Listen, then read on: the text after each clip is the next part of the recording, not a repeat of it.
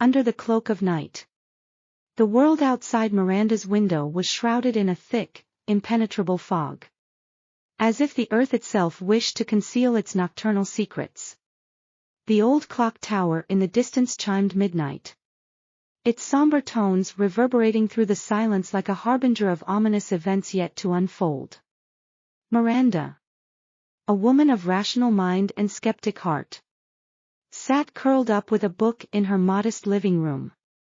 The soft glow of a solitary lamp casting long shadows across the walls. The tranquility of the moment was shattered when her phone erupted into a cacophony of electronic beeps, startling her. Glancing at the caller ID. Her blood ran cold, it was her own number calling.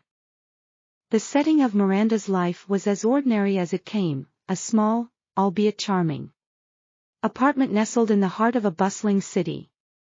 Streets lined with ancient oaks that whispered tales of yore. A freelance writer by profession.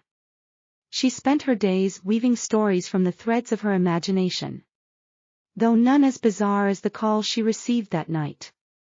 The apartment, with its creaky floorboards and windows that rattled with every gust of wind, seemed to harbor secrets in its very walls. Secrets Miranda had always dismissed as quirks of an old building. Miranda's skepticism towards the supernatural was rooted in her upbringing. Raised by a family of staunch rationalists, she was taught to seek logical explanations for everything. Yet, the call from herself was an enigma that defied all reason. As she tentatively answered, a wave of static filled her ears, followed by her own voice. Strained and frantic, "Miranda, listen to me. You don't have much time. They're coming for you. Trust no one. Leave now." The line went dead, leaving Miranda in a state of bewildered terror. The atmosphere in her apartment shifted palpably. The comforting familiarity of its walls now seeming to close in on her like a vice. The shadows cast by the lamp appeared to twist and contort into grotesque shapes. And the silence was oppressive, punctuated only by the erratic beating of her heart. With skepticism battling against the primal fear gnawing at her insides, Miranda made the decision to heed the warning. Grabbing only her coat and keys, she stepped out into the fog. The cold air biting at her skin as if to punish her for daring to uncover the secrets that lay hidden in its embrace. As Miranda navigated the desolate streets, the fog seemed to thicken with every step, swallowing the world around her until she was ensconced in a claustrophobic cocoon of mist. Sounds were muffled and distorted, footsteps echoing behind her. Though whenever she glanced back, the street lay empty. A void stretching out into eternity. The sensation of being watched, of eyes boring into her from the shrouded darkness, set her nerves on edge. Buildings morphed into looming specters, and the wind carried whispers that weren't quite human. The escalation of terror was gradual yet relentless. Miranda's journey through the city became a surreal nightmare. Each turn bringing her face to face with her own fears materialized. Shadows moved with a life of their own, darting in and out of her peripheral vision. Always just out of sight yet palpably present. The chilling realization that the city she thought she knew had transformed into a labyrinthine trap, with her as its unwitting prey, was almost too much to bear. Then came the figures in the fog. At first mere silhouettes that kept their distance, observing her with an inscrutable intent. But as the night wore on, they grew bolder, closer, until she could make out their features, or lack thereof. Faceless entities. Their very presence an aberration that defied the natural order. Their silent pursuit was a torment of psychological dread. A relentless reminder that her very sanity was at stake. Miranda's flight from these specters led her to the old clock tower, its chimes now sounding like a dirge. The realization struck her with the force of a physical blow, the warning call. Her voice on the line. It had all been leading her here.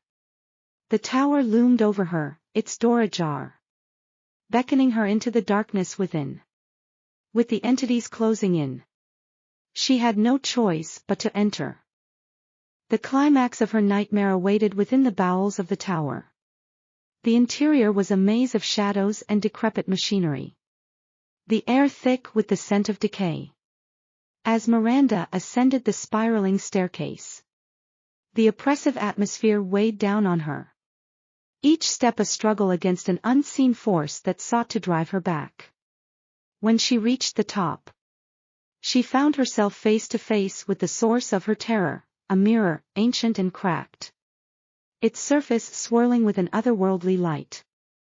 Reflected in the glass was not her own image, but a tableau of infinite darkness, within which countless eyes stared back at her, each one a window into a realm of madness. The voice that had warned her was hers. Yet not, a doppelganger from a reality where the boundaries between worlds had frayed. The entities, guardians of the threshold, sought to prevent her from uncovering the truth, that the fabric of her reality was a mere veil, beyond which lay horrors unfathomable. In that moment of revelation, Miranda's fear was transcended by a profound understanding of the cosmos's vast, indifferent complexity. The entities did not pursue her to harm, but to protect the fragile boundary between her world and the chaos beyond. The warning was a plea to turn back before it was too late. Yet the knowledge was too much for a mind tethered to the mundane. As the mirror shattered, sending shards of glass cascading like tears of broken reality, Miranda found herself alone in the tower, the entities gone, the fog lifted. The world outside was as it had always been. Yet she knew it to be an illusion. A thin veneer over an abyss of insanity. Miranda returned to her life. But the resolution was hollow. The phone call from herself. The entities in the fog. The mirror in the clock tower, they had irrevocably altered her perception of reality. The shadows in her apartment seemed to whisper of unseen worlds. And the wind carried voices that only she could hear. Though she sought to return to her mundane existence, the horror of that night lingered, a scar upon her psyche. The true terror of Miranda's ordeal lay not in the supernatural encounters themselves, but in the knowledge that the world was far stranger and more terrifying than she could have ever imagined. The call at midnight had been a warning, yes, but also an invitation to glimpse the unseeable, to confront the existential dread that lurks at the edge of human understanding. And in that confrontation, Miranda had lost a part of herself. A piece of her sanity swallowed by the fog, never to return. In the days that followed, Marius dismantled his workshop, destroying his creations and vowing never to return to the art of puppetry. The theater remained, a silent monument to his family's legacy. But Marius walked away, determined to leave the darkness behind and start anew.